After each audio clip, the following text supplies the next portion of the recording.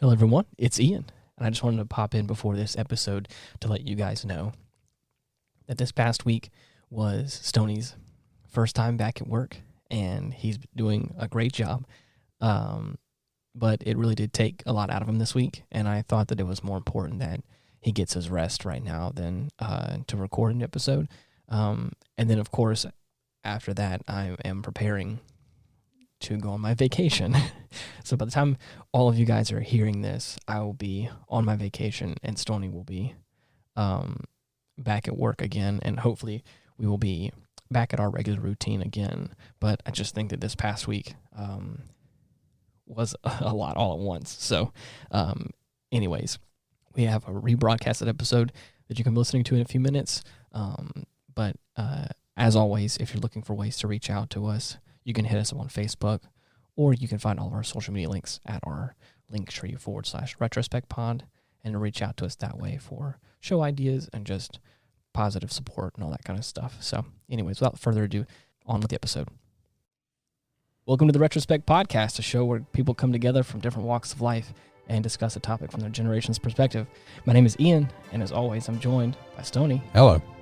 And today I'm excited about this episode today. Well, we both like nice things, and yeah, we like to eat and drink and be adults. And be merry. Yeah, be merry. So in today's episode, I was hoping that we can talk about food.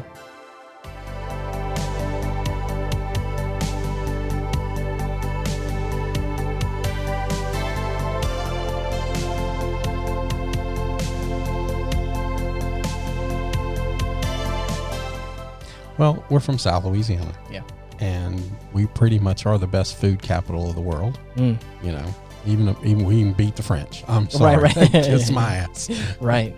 We beat the French. And the food here is just amazing. Yeah. And everybody's got their own little twist to everything. Right. You can have gumbo across the street and it be completely different than your own. Right. But Louisiana is just such a hodgepodge of things that we get the best food and the best people. Yeah, well, sometimes. What's your favorite food? If you had to have your favorite meal, what would it be? That is such a hard question to or question to answer. I feel like. Is it your mood? Well, I think it all depends on, I guess preference, because it changes. There are so many things that I enjoy. Like I'm just a sucker for pasta of all varieties, really. Mm-hmm. I mean, you can put. What about a good steak? Yeah. I'm thinking for myself. Pizza is usually always like a really big one. It's just easy. It's just I feel like there are certain things like that, like pasta or sushi or pizza, that are just like a vessel. It is like ubiquitous. I love good sushi. I'm not a big fan of sushi, but I know it's the same. Really? Nah. It's just not my thing. That surprises me a bit. Really? Yeah. Because if people were to look at you and look at me standing next to each other, they would think you were the sushi guy. Oh, I see. Okay. Interesting. They would not go, oh, he's the sushi. They would not look at me and go, oh, how about he likes sushi? It is the term, I like the term pizza or sushi, or in the way that I'm talking about, is there is like a traditional way that it's made. There is this like one way you're probably supposed to do it, typically speaking, but it is such like you can make it whatever you want it to be kind of thing, which I think is so fun and interesting, and it can be anything. So it just becomes like this. Well, I really agree with you on pizza. Yeah. Being a barbecue kind of guy, a smoker, barbecuing kind of food. Right. One of the best pizzas I make on a big green egg. And you have the little plate setter and you put the little pizza stone on it. And I use my brisket or my pulled pork and you put some fresh onions and maybe some mushrooms. And instead of red sauce, you use, Sweet Baby Ray's, barbecue sauce or something, your own barbecue sauce, and put, just put your cheese on top of it and just little smoke. You see what I mean? Like it if you were to think traditionally what a pizza is, you probably wouldn't call that what that is. But it is. Like, it is, for all intents and purposes, a dough or bread or something with protein and cheese and some sort of sauce of some kind. And I love that it is this, it could be whatever you want it to be. What about the big argument? Does pineapple go on pizza? I don't even want to go there. I don't personally like it, but I know that people love that. People love it. And But the thing is, I also don't want to shit on anybody's preference, because again, there are weird combinations that I may like that I can't think of right now, but I know that I, may enjoy certain things together that everyone's like, that are like, oh, I don't like that. One of the things I do is, and it freaks people out when I tell them that I do apple pie on the grill. Oh, interesting. And when I make my crust, I don't use lard. I use bacon grease. You can buy bacon grease in 5-gallon buckets now. Right. And so I make my lard with the bacon grease. And so you always want to do it in a cast iron skillet when you put it on the grill. There's a couple of reasons. There's a couple of reasons for that. You make the crust with the lard and the bacon. Well, I mean with the bacon grease instead of lard, and then you put your Granny Smith apples and your sugar and do whatever you're going to do in the inside of it, and then the same thing on the top crust. You use the bacon grease, and so you get this wonderful smoky bacon on the top. Gosh, that sounds amazing. One of the reasons you keep it in the cast iron skillet is because it stays warmer longer. Right. So when you plate it, you top it with real vanilla bean ice cream, and you let all that melt together, and it's like candy. That's crazy. It's like candy. That sounds amazing. I just want to give a fair warning. I don't think I did this appropriately at the top of the episode, but if you're hungry, I'm sorry, because this is going to be probably the worst episode for you, but also probably the best. One of the best. Yeah, who knows? We'll give you an idea on something to exactly. Do. I recently signed up for HelloFresh. Did you? Yeah, and I solely for the purpose of, between Mallory and myself, we're very busy with. For me personally, work, and with her work and school and everything.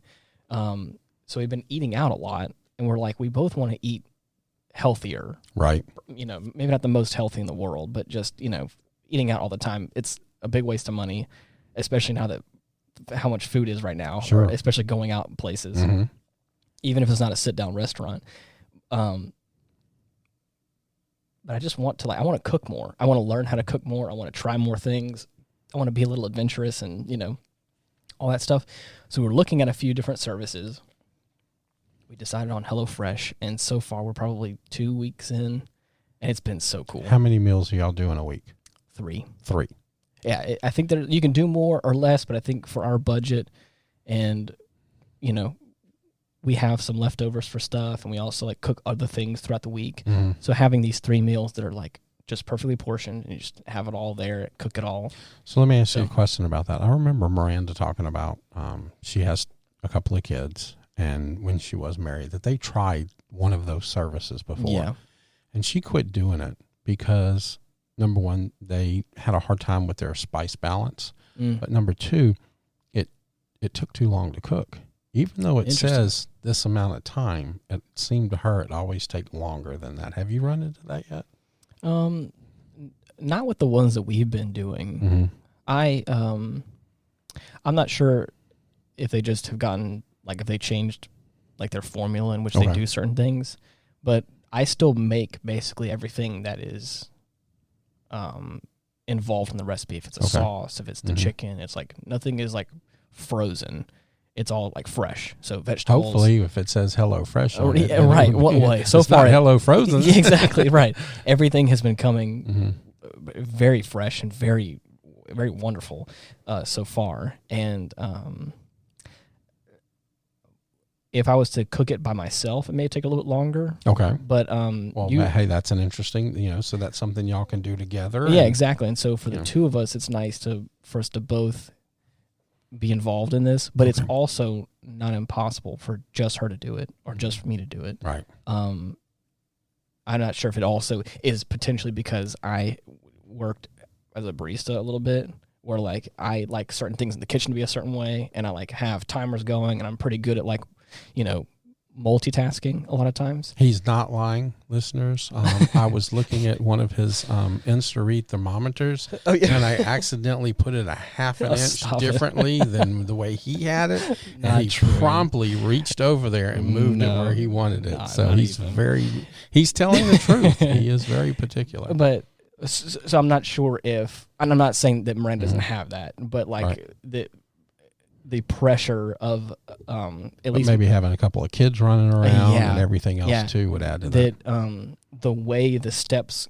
go is they do a pretty good job of like each recipe getting done in like 6 or 7 steps, but like that involves you doing more than one thing at once, preheating the oven and like preparing vegetables, then getting like the meat cooking, and then so it's not it's kind of a song and dance almost. But y'all also don't have 3 kids running around. You're right, exactly. It's just the 2 of us, and even if I take a little bit longer on a step, it's not. But so far I've been loving it. I just love the fact that we can have like a home cooked meal, and it's something that I probably never would have thought of, or it's something new, or it's a fresh take on something. And that's a big thing that I just have been enjoying. Is like it could just be some steak and potatoes and some broccoli, but like they give me some fresh onions or some fresh whatever else it may be, and it's like I never thought to make that. We made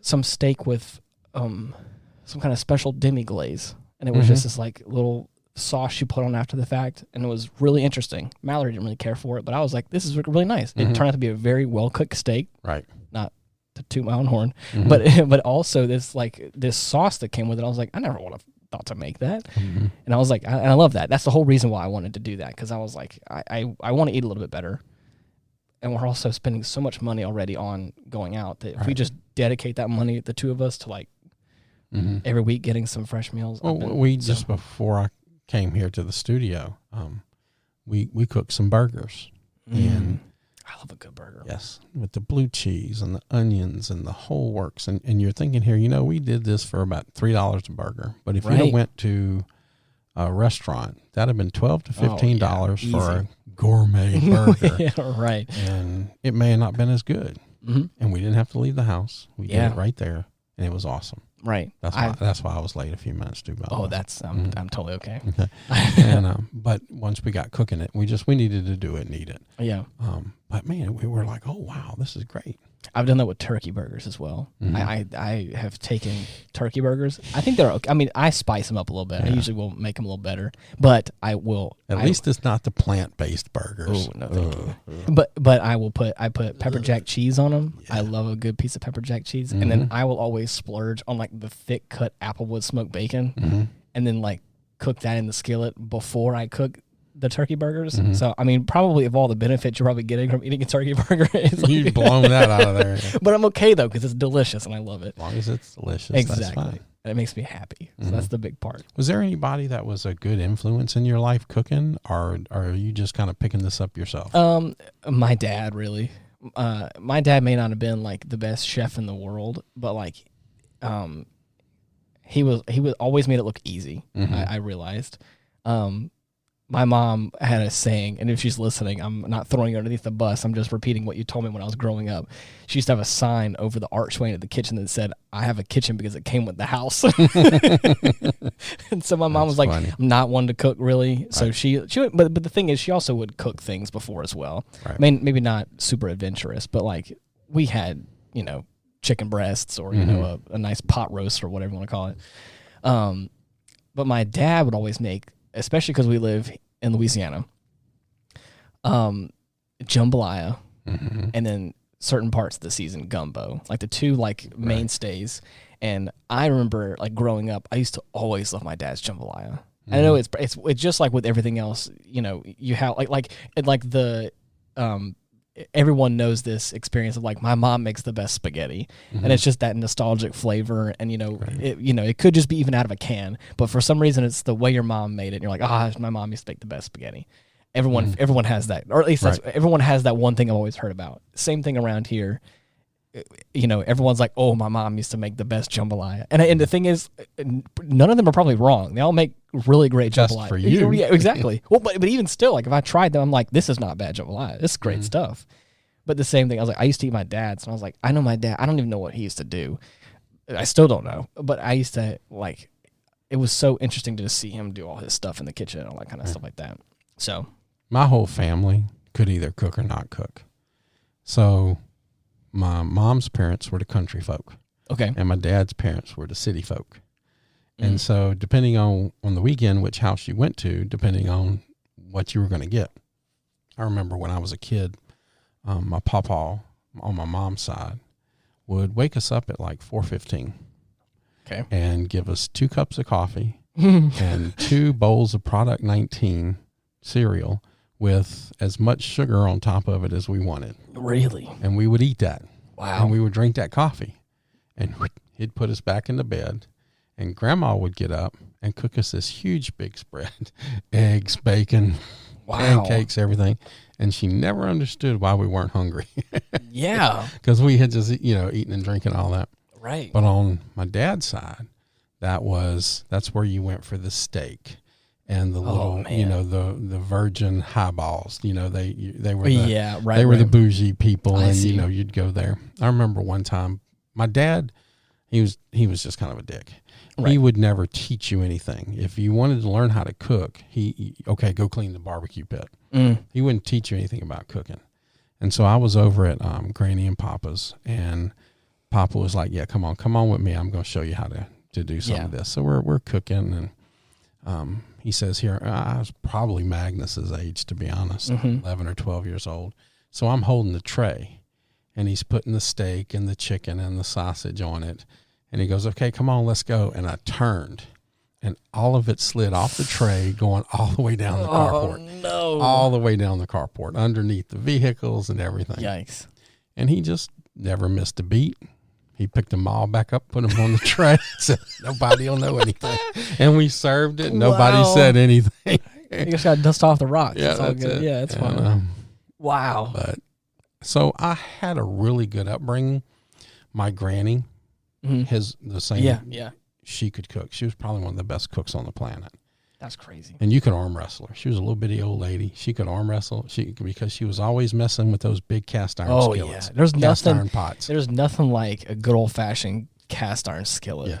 Yeah. So we'd get on the ground, and she'd beat us all arm wrestling. That's crazy. Man, she could cook. She made these seafood tamale. Everything she made was amazing. That's awesome. It was, and that was one of my first inspirations on cooking was my granny, and then my mom. Yeah. Because my mom had to do a lot with a lot less. Right. Because my dad only gave her, X amount of dollars to spend all month. Right. That was it. Yeah. You didn't he got his LSU season football tickets. Yeah. But we might have ate grits 2 or 3 times a day. Right. But he was going to get his. Yeah. And so my mom would go. So when Sam's came to town, that was a big deal. Because then she could get more in bulk. But, I remember trying just to get, but back then you could get 3 or 4 buggies full for $200 or $300. Right. Now you can barely get one. Now you can get half a buggy and you got $300 in it.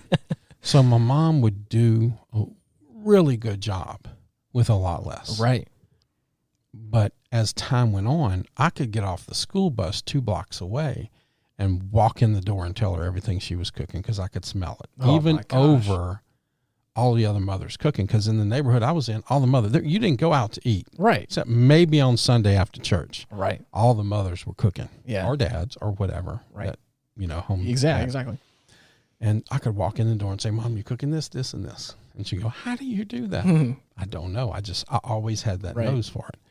And but my mom was one of the inspirations too. Yeah. She could feed a family on a couple of bucks. Hey, and see right now, like the next thing Mallory and I are trying to venture out into, because I think it's really interesting and I want to do it more, is hosting a dinner party. Mm-hmm. It's just having 6 to 8 people or maybe less. Or right now, I have a dining room table that has all the facilities to host that many people. And I want to do that. I want to make a meal for a whole. Hear me out. And so right. Hear me out. What I used to do was when I first really got on my own, when I moved out, I really wanted to learn how to grill. Now, I don't grill anymore. I barbecue and I smoke. There are three different things. They're cousins. Right. But I don't really grill anymore. But I really wanted to learn how to do that. But once I got further down into it and I became in competitions and, and really doing it and opened up the little catering company and stuff like that, I would have what's called a guinea pig list. Okay. And I'll text. You'll be on that list and I'll text. And I say, I need 12. Mm-hmm. And the first 12 that say yes get to come sit down at the table. Oh, wow. And I'll try a new rub, a new sauce, a new process on something. And you get to sit down, and you may not know anybody there. Okay. And you sit down, you have a meal, and then you get a survey. I love it. And you fill out the survey. That sounds awesome. But what it does is it guarantees you in 30 days, you get to come back. Okay. Because I'll take all of those surveys together and I'll read what I like, what I don't like, and I'll try to fix it over. If it needs to be fixed, I'll try to fix it. Mm-hmm. And then in 30 days, you come back and we look at it again. So that's kind of how I got my little dinner party start, was with my guinea pig list. Wow, that's really cool. And I, too, like you, I love doing dinner parties. I love having 4 or 5 couples over. I just believe, and this may be because like a religious background as well, but I think that even if you're not religious, a lot of wonderful things happen at a table. I think a lot of amazing things, a lot of things happen over food. I think it's who we are as people, just like I believe the same way about music and how I think music is so intrinsic to who we are as humans. But I think it also is something about communing with others. Yes. Just sitting down, having some drinks, sitting down, having some food with each other. It's just sharing that, that same mentality of like sitting around a fire and, and just having that kind of companionship.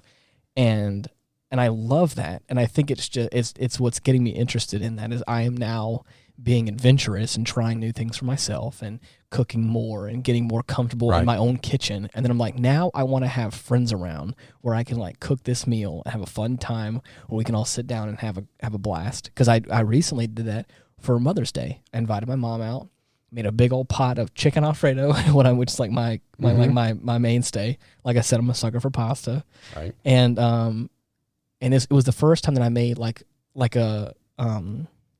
twice the amount that I normally would. Right. And it turned out just the way I wanted it to, and it was perfect. And everyone loved it, and it was such a fun experience because we also had drinks, and we were all having, it was a real awesome moment. And so I really appreciated that. One of my idols, Dominique Corinne, is one of the very few multi-star Michelin star chefs, female chefs. Right. And she has a quote. I was trying to look for it, but it says, "If we all took the time to enjoy each other's company and a good meal, the world would be a better place." Oh, dude. Yeah.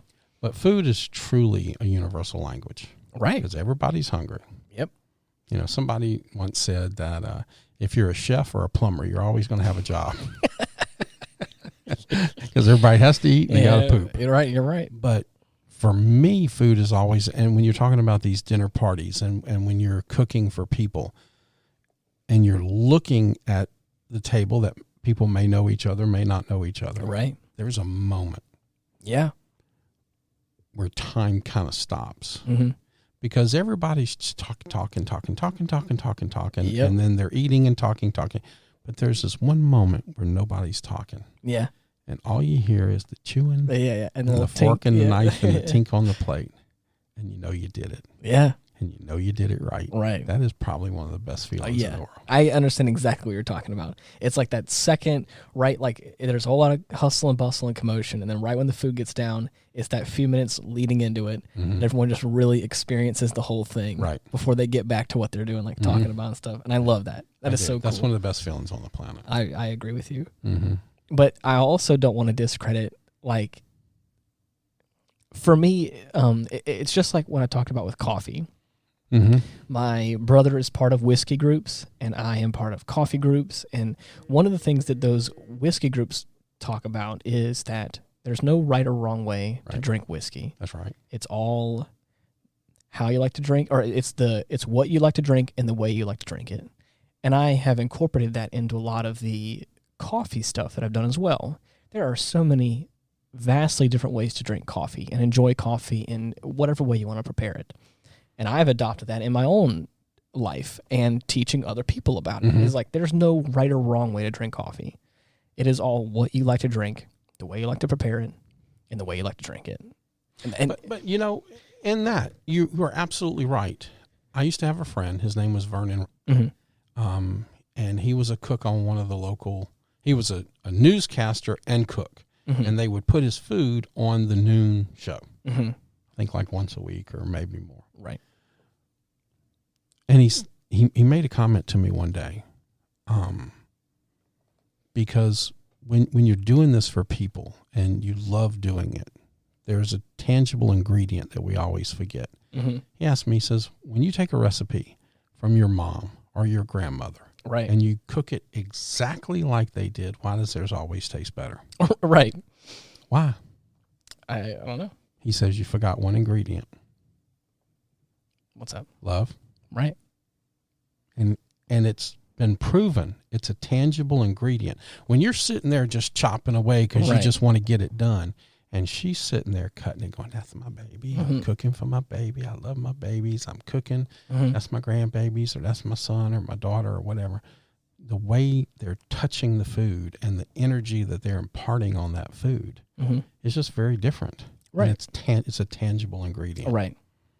But with that, going back just a little bit, is that I don't think that you have to be so pretentious about certain things, like when it comes to coffee or wine or whiskey. But there is no right way to do something. Yeah, I'm agreeing with you. Hers is the right way. Right. Because she's doing it with love, and she does everything different than everybody else, but she's doing it for you. Right. That's the only right way to do something. The minute you get off of that, it's wrong.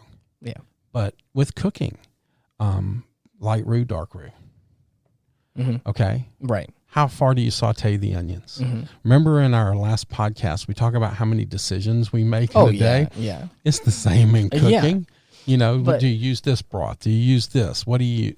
Right. Who cares? Enjoy it. Love doing it. That's what I hate about the cooking shows out there today. Right. They beat you up. They scream at you. They holler at you because you're not doing it their way. I'll go head to head against Gordon Ramsay any day.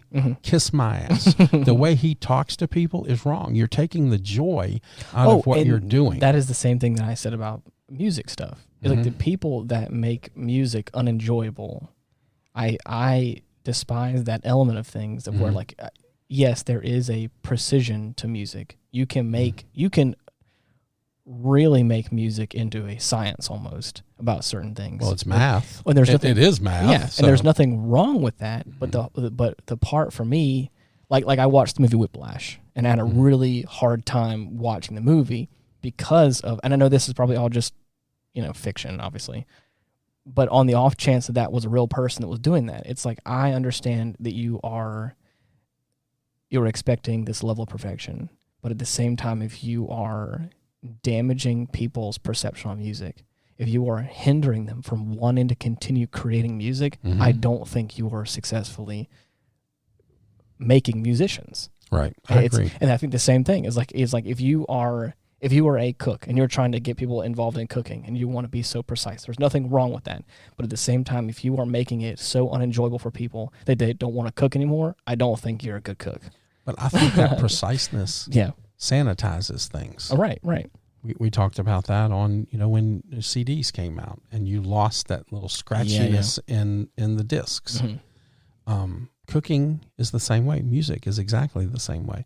It's those little things that change that make it better, that make it you, that make it who you are. Right. I've been on TV a couple of times as a guest chef, and I've tried to take the time to show people that you can do it this way and make it fun, right, and make it happy and enjoy it without having to beat each other up. Right. Can you imagine somebody coming and screaming at me about something?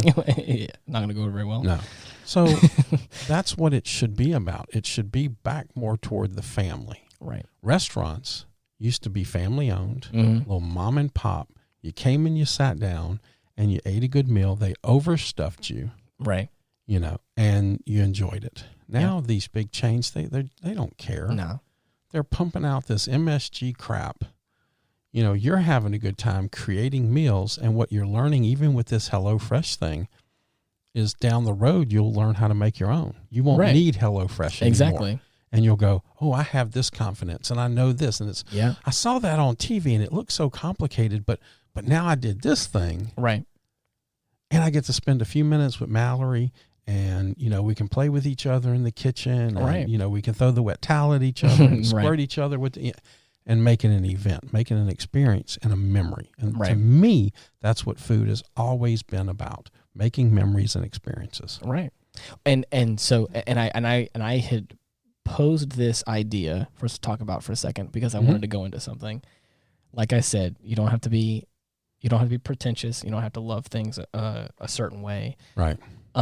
Because I think it's also context. Depending on, adjust your expectation.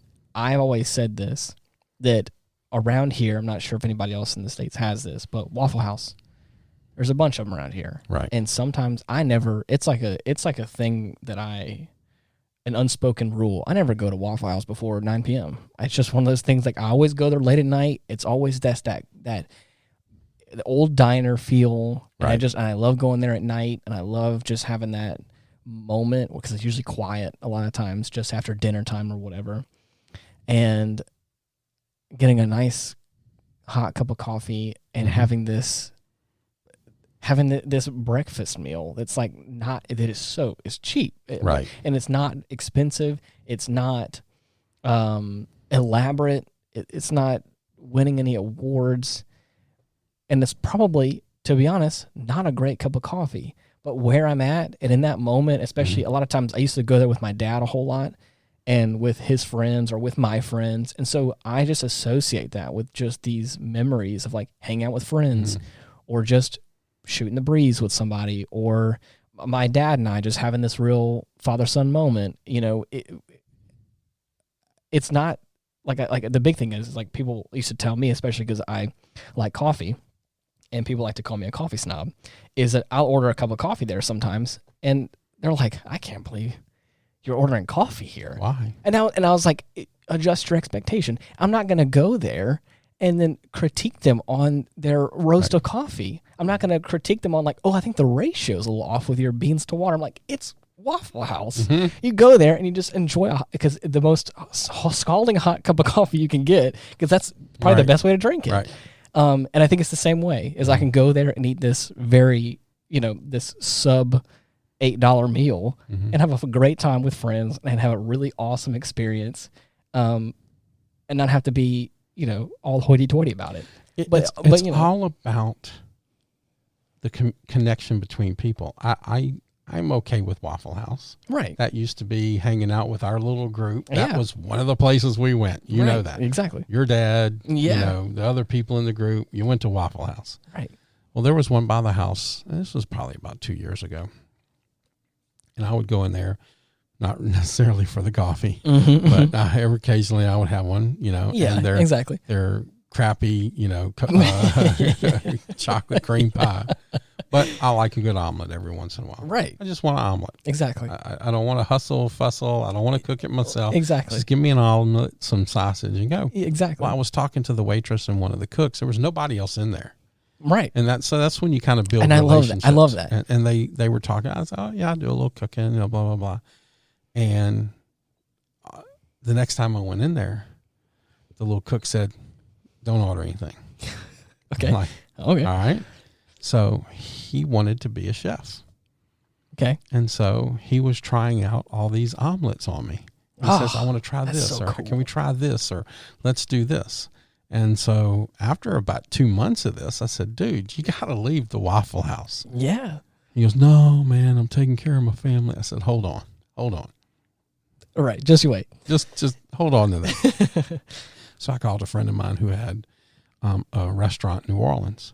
And I said, I got this guy. No school whatsoever. Right. He says, well, I gotta come into your town. I'll be there Thursday. I says, come on, we're going for an omelet. And so he saw me walking in. He starts with the omelet thing. And so my buddy sits down. I go, oh man, I'm sorry. I said, this is planned. Yeah. Yeah. Make your omelet. Right. He hired him on the spot. He hired him on the spot. He said, dude, you're coming with me. I got this restaurant over here. Wow. You're done. You're done with the Waffle House. Damn. He says, just watching you, listening to you, your passion for food, your passion to create an experience and make somebody happy. Right. I got you. He put him in culinary school. Damn. This was a kid who never would have that money, never would have that opportunity. And I'm not saying it's because of me. Right. I didn't do nothing except connect the two. Exactly. I enjoyed an omelet. Right. And I told somebody about it. That's all that was my whole right. And now he's doing really good. That's awesome. You know, because that's to me, that's what it's about. It's always about an experience. Yeah. It's got to be that experience. Right. Especially when it's something like that, like you feel, it's the same thing with I have a chocolate chip cookie recipe. I have a chef friend of mine who is making pretty good money, like doing stuff online, being a chef. He gave me the base. I was like, I don't want to be able to bake a lot of things. I want to be a jack of all trades. I do that in my professional life enough as it is. I don't want to be able to bake everything. It's one or two things. I want to be able to make. Let me try and bake one thing really well. Right. And he was like, here is the baseline for a really great chocolate chip cookie recipe. And I'm a sucker for chocolate chip cookies, especially homemade ones. Right. And he was like, here's the baseline for it. So we'll have them the next time we record. Have you ever had them before? Yours? Yeah. No. Oh man. Okay, then yeah. Well, I will. Really? I definitely need to. I need to make some more. But he gave me the baseline for it. He was like, here's what you have. Here's what you can do to make a good just cookie. But here's some pointers. And of course, you just try it. Do what you want to do and work it out. So it took me probably 6 months to a year of making it a few different ways every now and then to try different stuff. And I really narrowed it down to what I really like. Mm-hmm. And it has some fresh ground espresso in there. It's really? Dark chocolate and semi-sweet chocolate chunks, not chips. A whole lot of time they're about yay big, about the I don't know. He's showing me a 4.5 inch diameter cookie for the listeners. They're pretty big, and again, thick or thin and crispy. Thick. Ooh. And so he described them as artisanal cookies, where it's these are something that the recipe he makes to make really nice cookies for stuff. And I was like, okay, let me hear him out. So I made it a handful of times and I enjoyed it and I really refined those things that I liked about it. And now I love making them. Mm-hmm. And again, it is that same element of there is a routine that I like. And again, it also plays into my perfectionist tendencies, like with coffee, how you can really nickel and dime this thing all the way down to a really precise science if you wanted it to. You don't have to, but you can. Mm-hmm. And baking is that, where it has to be a little more precise than just cooking certain things is. Mm-hmm. And so and I enjoyed that, and I enjoyed the process of really getting to this point where now every time I make it, I'm like, this is a creation. And not only was it collaborative, but I had a hand in not only just making this obviously this item before you that used to be nothing, but now it's a really good cookie. But it's also the fact that it has been a long process of narrowing down this really awesome recipe. And so it's funny you said that. Since over 30 years, I have these big 3-ring binders. Right. Say you gave me a recipe. Okay. I would take that recipe and I would make it exactly how you told me how to make it. Mm-hmm. Exactly. I wouldn't change anything. Right. And then I would flip the page in this 3-ring binder and I would write everything I liked and didn't like about it. Okay. Then I would rewrite the recipe. I see. That's and awesome. Then I would cook it again. Yeah. And then I would flip the page and I would write everything I liked and didn't like about it. And then I would rewrite the recipe. That's so cool. And I would do that kind of like you until I nailed it. And then once I did that, I would take them all out and flip them. Mm-hmm. And that recipe would be on the top. I still have those 3-ring binders. That's so cool. And that's how I would do that. That's how I would perfect something. And if I got too far off, because of the notes that I took, I could always go back to what I really did like and then start again. Right. And that really helped out. That's so cool. I remember when I first had my my diabetic episode, when I realized that I was diabetic. We thought I was going to die. Mm-hmm. And I have guns. I have stuff. I have ancient books. I have, you name it. All my friends were not asking for that. They wanted to know where them damn 3-ring binders were. And I'm like, what? Are you kidding me? Right. All the guns, man. No. Where did you put the binders? It was all your hard work. Yeah, my hard work. Almost like your memoir. That's so cool. But that was a good memory because that I knew people got it. Oh, yeah. I knew they understood that process. Right. They weren't going to do it, but they knew the value of course. And so that was pretty funny. That is really cool. I got to tell you, I want to tell you a funny story. Okay. And it's about food, obviously, because that's what I do. I had moved to Florida. Okay. And I was homesick. I lived in a place called Dunedin. It was kind of northwest of Tampa. Okay. And I lived on the Gulf of Mexico. You could literally throw a rock from my back door and hit the Gulf of Mexico. Wow. It was right, and it wasn't pretty beach, but you could still hit the water.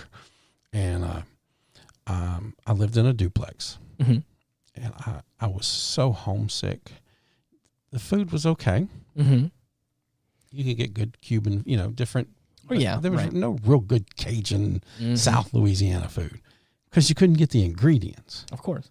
So I'm trying to research, and I'm looking for this, and tried a couple sausages, and there was nothing really good. Chicken is chicken. But when you do a gumbo, you want a good sausage, you want some andouille, you want something in there. So I found this lady that had a little bitty cubicle that she sold all Louisiana products. Wow. She shipped in tasso and andouille and good sausages and spices and everything from Louisiana. I was in heaven. I was literally in heaven. So one Saturday morning, I started cooking, and I was cooking my roux. Mm-hmm.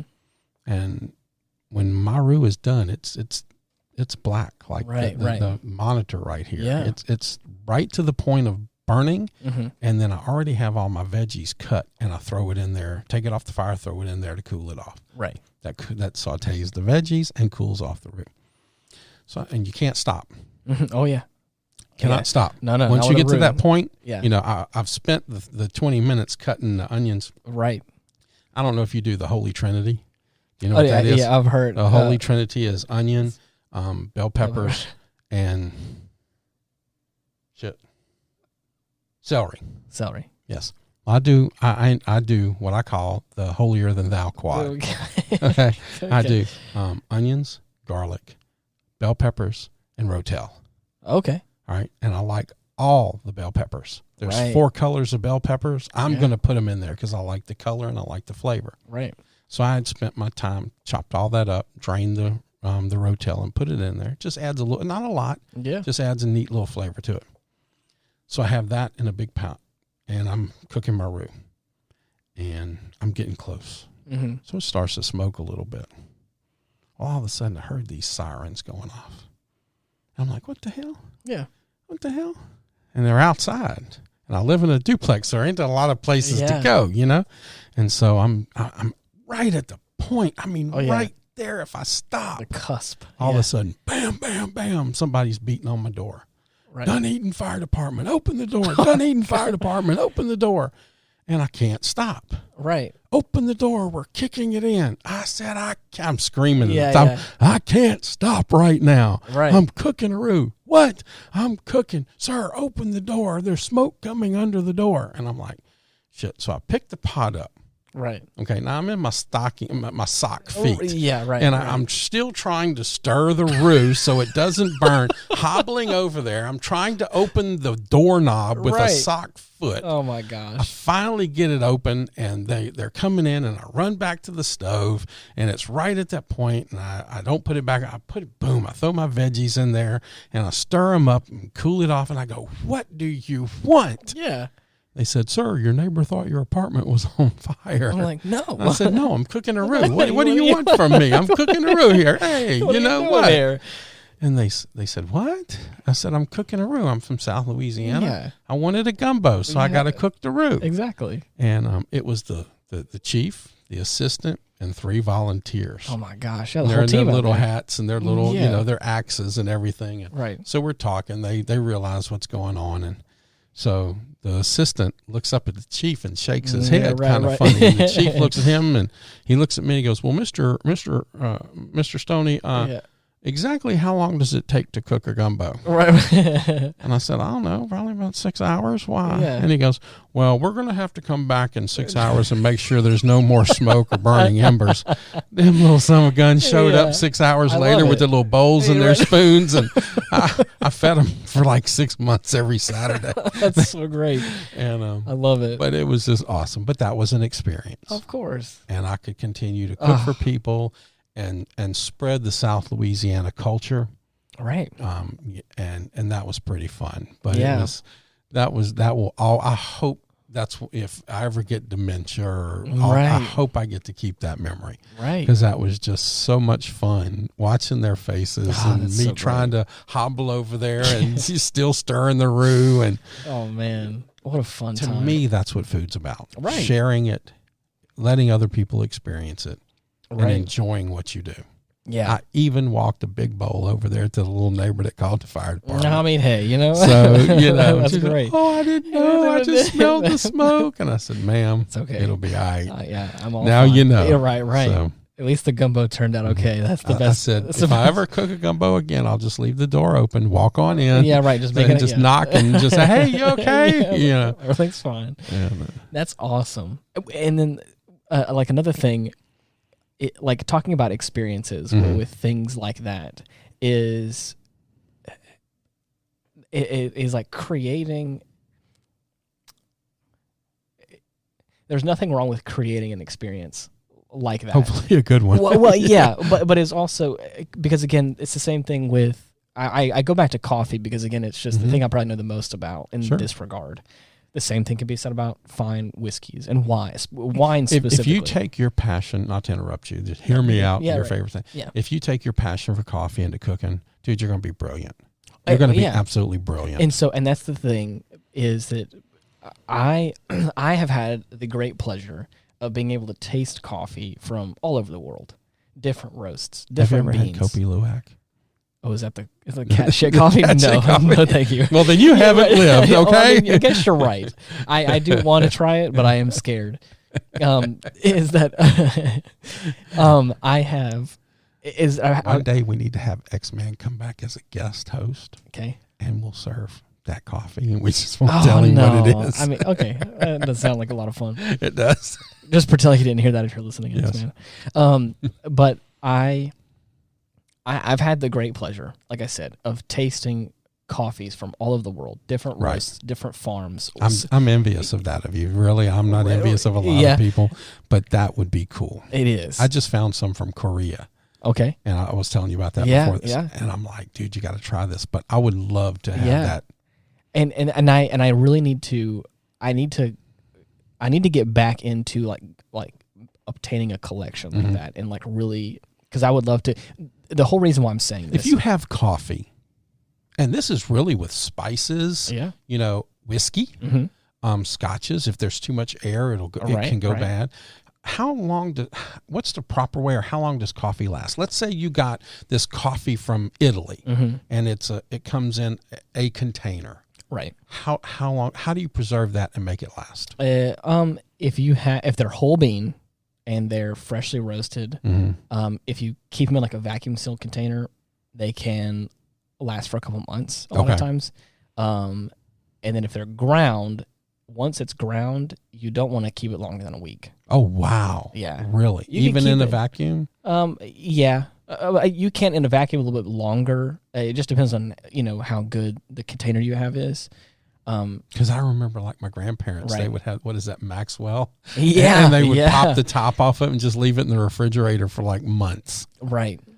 So it's not very long. If you get something, then you have to drink it. Yes. That's the thing. That's why a lot of times they want you to get whole bean coffee and then grind it yourself. That is usually always the best experience because, again, you get to grind it fresh. And then just like with most things, when you peel a fruit fresh, whenever you have certain, like a lot of times people like cracked pepper. Like you can grind it yourself in a little hand grinder because it has the same sort of quality of it, of like it just has that fresher taste or quality about it. Right.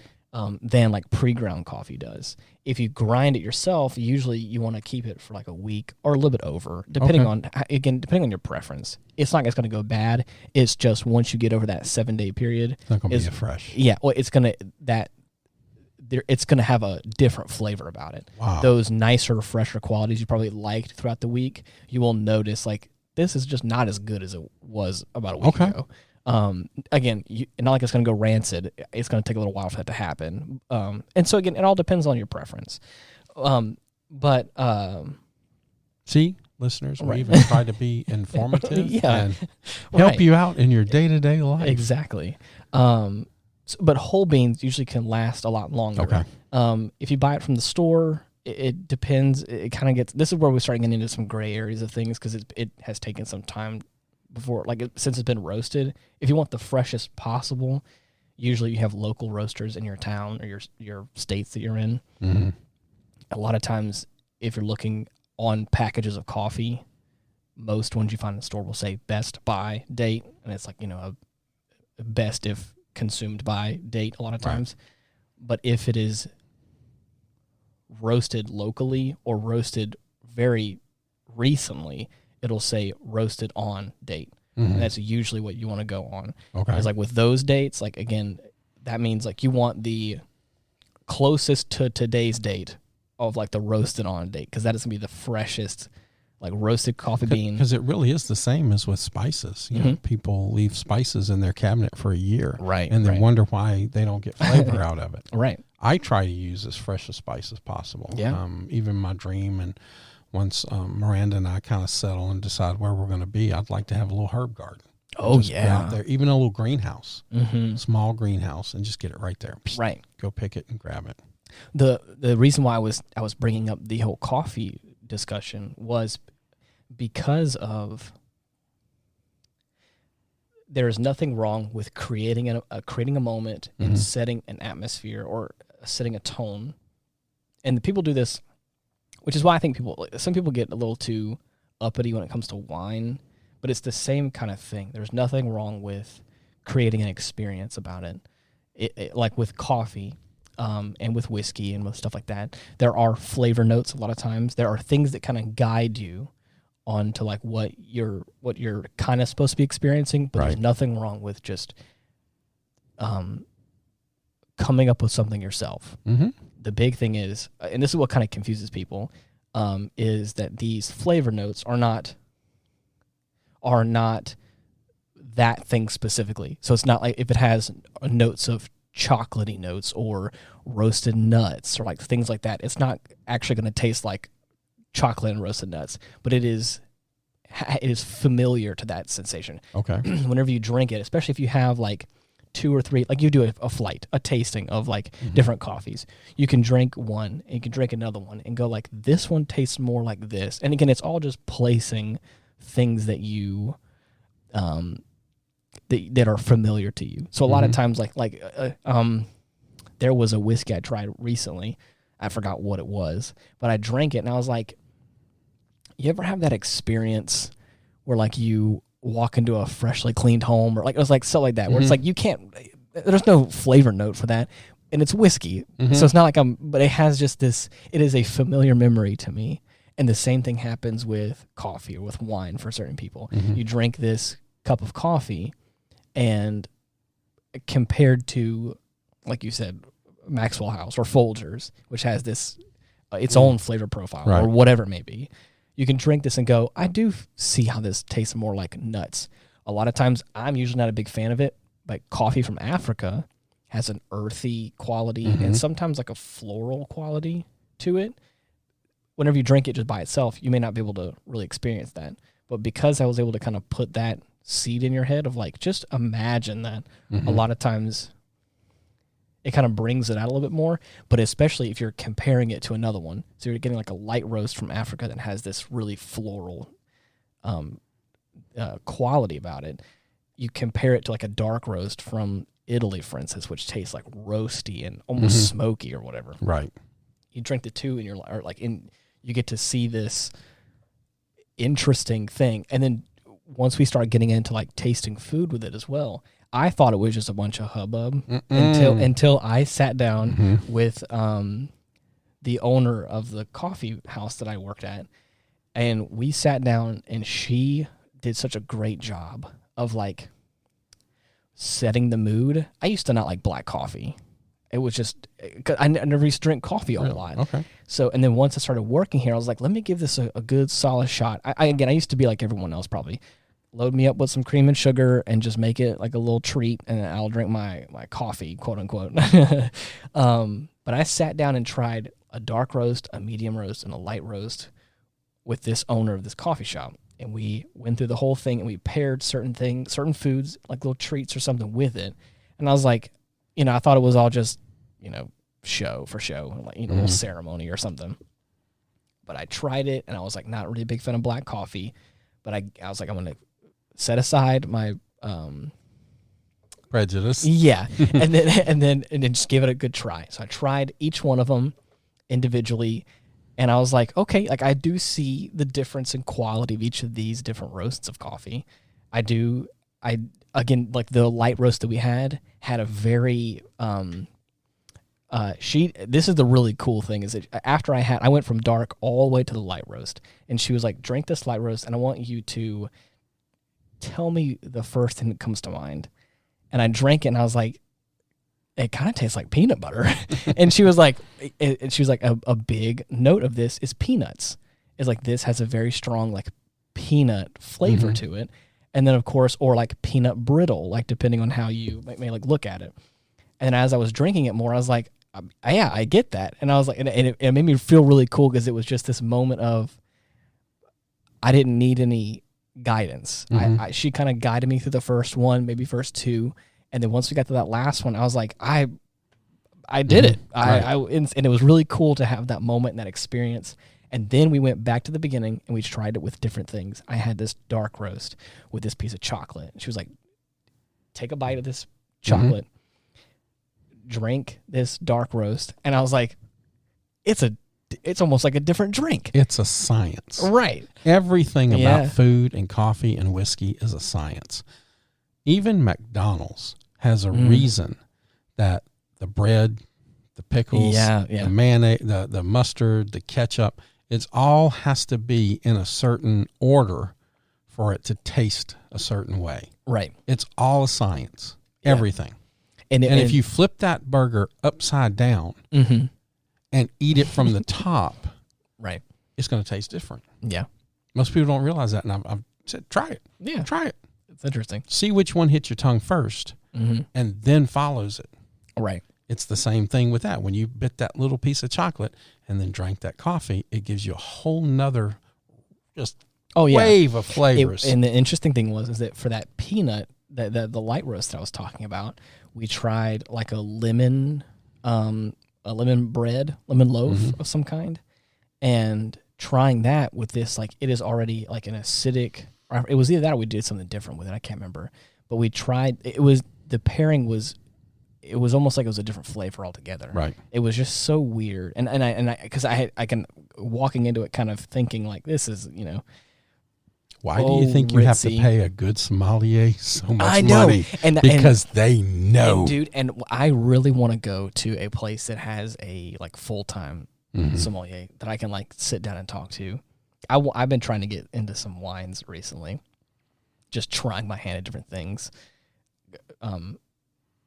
And it's been really fun. Because you could try a wine and not like it. We go try it with a steak or a piece of fish and go, oh my God, I love that. Exactly. Because it's all a science. It's all what works together. Right. And it's for a reason. The big thing I've been trying recently is champagne. I took a little bit of a break, but there is... You up to the Dom Perignon yet? Not yet. Not yet? Not yet. I'm working my way up there, though. Okay, slowly but surely. I tried some cheap ones from California, and then I adventured out into like the $50, $60 range and got some actual champagne from France. Okay. Where, it's not sparkling wine. Yeah, it's not California champagne, sparkling wine, whatever you want to call it. So, and I got some, and I actually, I have to do a little make good, because I I pronounced it incorrectly. My favorite that's Pol Roger. I said Pol Roger, which apparently is not how that's how it's spelled. Yeah, exactly. So I was like, so far that has been like my favorite one. I also tried Moet and Chandon, and that was pretty good as well, but it wasn't quite my favorite. And I want to get to that point where I try like a $200 champagne. A lot of people, we were talking about science and how important things are, like a good cigar. Yeah. Most of the original good cigar growers were in Cuba. Right. And when the revolution happened, they took their seeds and they left. Right. And they went to Venezuela, Honduras, Mexico, other places. Right. And they had to spend time finding the right soil for their seeds, because the soil in Cuba is vastly different than everywhere else. For a long time, the best cigar you could get was in Cuba. Right. By far. But now that they've done their science and found the best ways to grow it, the best soils for it, you can get just as good, if not a better cigar anywhere. Yeah. I put a Rocky Patel up against a Cuban cigar any day. But they had to find that science of the soil and water. Yeah, right. You're right. Because they say that a lot about East Coast versus West Coast pizza. Yes. Because like the water makes the dough different. And I was like, that's crazy. It's all science. Yeah, you're right. That's crazy. And the same thing could be said about coffee. There is what they call, I think it's like there's a belt. There's like the habitable like range to grow coffee beans. And there is a lot of times they'll do blends, like with whiskeys, like with scotches or whatever. They'll do blends of beans from different farms, and they'll make this blend or this blend. And usually it's just like, it's a combination of beans from a certain area. I had the opportunity to get some South American beans from one farm, and it wasn't a blend. It was a specific roast of coffee and a specific bean from this one farm. It was all the best beans. And it was so interesting to put that up against another South American coffee that was a blend of beans. And it was so interesting how now we're getting into the, like, a little more refined aspect where the bougie side. Yeah, is that the normal person may drink this and go, they taste very similar, but there was a consistency about the other one, right? That was so uniform and was just so interesting that I thought was such a fun experience for myself. That again, not many people may understand that, and you don't have to have that experience, but it was such a cool moment for me to get that bag of coffee and know that, like, this isn't no one just gets this a lot of times. You're not getting that. Right. And then to have that and to really, just like with the cookies and with making certain barbecue or smoking things, like, you have this ritual, you have this routine that you get into. You get the stuff out, you get your tools ready, you get you get in this zone where you're like, okay, we're about to, like, do this thing. And then, like, you make it, and it just turns out, and it's just this awesome product. Right. I was like, oh, this is such a fun experience, and I love that. And there's nothing wrong with doing that, even with Maxwell House or with your little cheap coffee. Have this moment to yourself and make it nice, and I love that. So, anyways, you have anything else you want to add for the? No, I think that was fun. Yeah, it was a lot of fun. We could probably do another one on this and keep going. Yes. So. And the thing is, I want to go out and I want to try more things. I still want to, like, sit down. To be honest, I would love to sit down and have a meal that you smoke or that you barbecue. Yes. I haven't had a chance to have that. And then to second that, I would love to have that, to just eat one of your meals. And then I would love to, like, be in the kitchen with you, and then you show me some things. Yeah, and then, of course, that would be awesome. And then you and I can make something for everyone else. Yeah, I think that would be really cool. Have a little dinner party. Yes, exactly. Invite our wives and some other people. I'm waiting for a special occasion, maybe more like Christmas or New Year's, before I buy some Dom Perignon, I think. Really? But I really don't wait that long. No, I mean, maybe not, but my birthday just passed. You had a reason right there. We could have been doing it right now. I guess you're right. Yeah. Saturday was my birthday. See, there you go. We had a reason right there. I guess you're right. I'm sorry. I'm sorry. Yeah. Mm-hmm. But I'll save up my pennies, and then I will. Maybe we can just, because I know with champagne, I don't want to let it to sit too long, so I want to make sure it's. But anyways, well, unless you store it right. You're right. It has to be stored right. Yeah. Even our whiskeys and our bourbons, our wines have to be stored right. There's a reason they need to be tilted to keep the cork a little moist, not soaking. Yeah. A little moist. Just things like that. Exactly. Makes them last longer. Make sure that if you have whiskey or scotch, once it gets down to a certain point and there's too much air in it, right, they can start changing. Yeah. So exactly. But that's the thing is I want to try that, but I want to go all out for a special event. So who knows? Yeah, that would be awesome. But anyways, maybe that's something we could have a show where we're tasting different whiskeys or different coffees and just talk about life. I need to get my hands on a handful of beans for a coffee because I would love to do like a 4 or 5 coffee tasting flight. That'd be a lot of fun. I would really love to do that. I want to be there. I would love to do it for the podcast specifically. Yeah, that would be awesome. I mean, just for the two of us. Can we put Maxwell just right there? Yes, yeah. Just put it next to it. Good old Folgers. Yeah, Folgers. What? Right. But anyways, I hope we offended at least one person out there. I'm not sure. I don't know. Who could we have offended? I mean, I think the only way that they'd be offended is if they were really hungry and just listened to the whole episode. Right. And really got really hungry. What is it called whenever you love to feel pain for yourself? You're not masochist? Something like that. Sadist? I don't know what it is. No, sadist causes pain. Okay, so I guess masochistic. You're just over here just enjoy pain. I'm hungry and I want to listen to you talk about delicious food. Right. Anyways, if you're looking for us, you can type in Retrospect Pod on Linktree, and you should be able to find all of our links there. It also is in the show notes. You can look at all of our links there and find all the ways to listen to us, or you can just type in Retrospect Pod on Facebook and contact us that way. And we know we like to share stuff all over social media, and we're not asking everybody to do it every time, but maybe consider this time sharing us with some of your friends. Yeah, definitely. And just please share us and help get the word out. We enjoy doing this. We love the response that we get from people. And just, like I said, just consider sharing us this week. Exactly. And helping us If there's one person you can think of that would enjoy listening to this episode, send it their way. Send it their way. Yeah. But until next week, thank you so much for listening. Bye-bye. Peace.